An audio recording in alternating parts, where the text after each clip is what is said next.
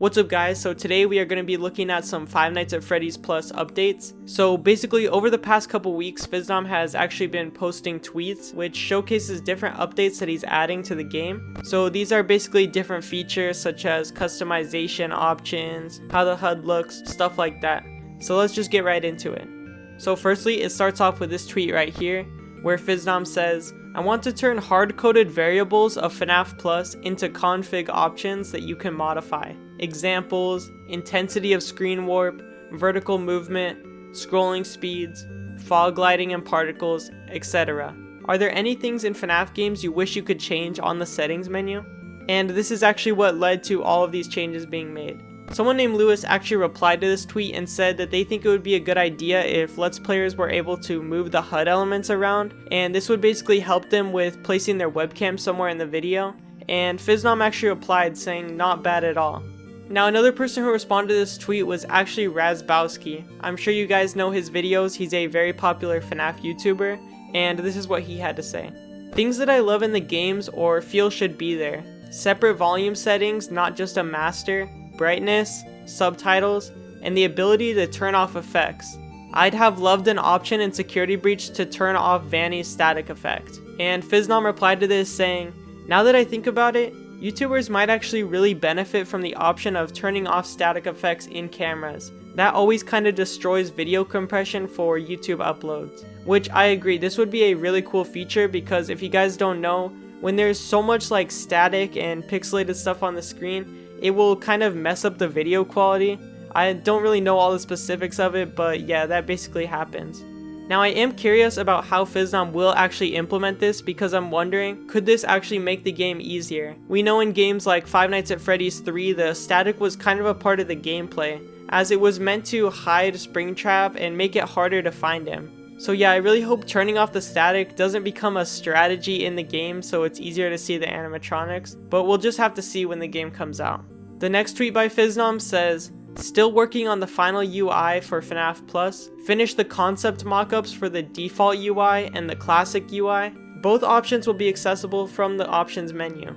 Going to work on 4 more bonus styles and let people pick their 2 favorite ones as bonus options soon. So yeah, FNaF Plus is going to be featuring FNaF's original layout as well as a similar layout to FNaF 1's, which is titled the classic UI. And then after this, he went on to make 4 extra UIs and posted them on Twitter. Now here is our first screenshot of the UI. And in this tweet right here, FNaF actually says, please note that some elements of the UI have been removed in these images to avoid spoilers. Only elements already present in the original FNaF were included. Which is really interesting. I wonder what other features this game will actually have. One feature that I would like to see though is maybe a gameplay that has no HUD. So for example, a monitor on your desk would be what is displaying the power, and you would need some sort of clock on the wall to tell you the time. I think this could add a lot to the atmosphere and be a really cool addition. Maybe it could even be for some sort of realism mode. I'm not sure though, I'm just throwing out some ideas. Anyways, we also get this picture right here, which is our first look at the HUD for the cameras. And I really like how it shows the actual view with these line things. It makes it a lot more clear where the cameras are actually looking and where the animatronics could be hiding within the blind spots of the cameras. If we compare this to the FNaF 1 cameras, we can see that FNaF has actually added an extra room where Cam 3 is, and this could possibly be a ball pit room which we saw within the teasers, but this is just speculation. There is also an extra camera which is camera 1C, and it seems to be looking at an extra room across from the show stage. Also really quickly guys, if you are enjoying the content, please consider subscribing. Thank you. Anyways, next up is this screenshot right here, and this one of the cameras. This is the classic UI that FNaF had talked about. We can see that it has the original font that Scott used for the FNaF games, and also has the blocky camera buttons. I really do like this UI and would most likely play with this one. The only downside I could see is that you actually cannot see the cones coming out of the camera, which tells you where the cameras are looking. So I'm wondering if this could possibly be a disadvantage to players using this UI, but I really hope not. Now for the 4 UIs that FNaF talked about earlier. First off, we have this UI right here, which FNaF calls the thin UI, and I really like the green on this one that it has on the cameras, and I also think that the battery design in the left corner is a really cool look. I'm not a fan of how visible this arrow thing is at the bottom of the screen. It seems a little unnecessary to me, but besides that, I really like this UI.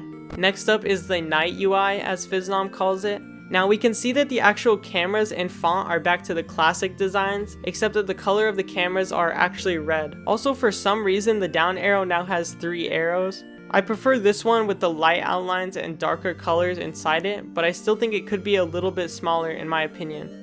And now for the final 2 UIs. First here we have the future UI, and on this one I really do think that the cameras look amazing. I really like this green border it puts on the camera and the way it segments off the rooms. Once again though, I do wish we got the cones on every single camera to make sure no matter what UI you're using, you get the same knowledge within each one. But besides that, I love this design.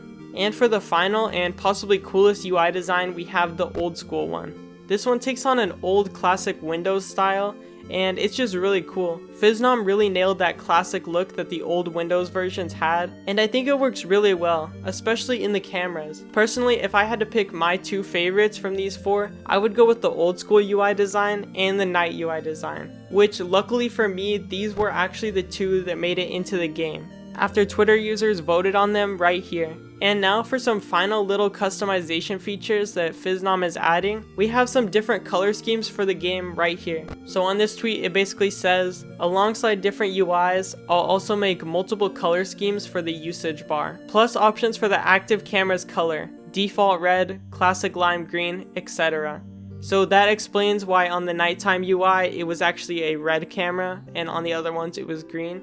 And here we can basically just see that you're able to change the color on the usage bar for the camera, which is a really small feature, but it does seem really cool. It's little stuff like this that shows that FNaF really cares, and it will allow you to set your game apart from anyone else's. FNaF also tweeted a list of a few other features that he wants to implement in the game, so I'm going to read those to you now. 4 available UI styles. Styles can be mixed and matched for a custom config. Mirror, power, usage, and camera minimap locations. I think this one is really cool. You're going to be able to basically flip where the camera and minimap locations are, which I'm guessing this is to help with the YouTubers who want to put their face cam in a certain spot. And then next up is customizable color schemes for usage bar and active camera button. Enable UI only while looking at the cams, except panel button, which this kind of goes back to the realism mode I was talking about. Basically, I'm pretty sure this means that you will only be able to see the time and your power if you're in the camera, and when you're in the office, it will have no HUD, which would add a lot to the atmosphere. Change the opacity of UI elements. Minimap can change opacity if not hovering over it with the mouse. And finally, disable camera borders for visibility. I really like this change opacity of UI elements. It's really going to be cool to be able to turn that down and make sure you can see more of the cameras while playing the game. Alright, so that is everything that has come out since my last Five Nights at Freddy's Plus video. I really hope that you guys enjoyed, and I will see you in the next one.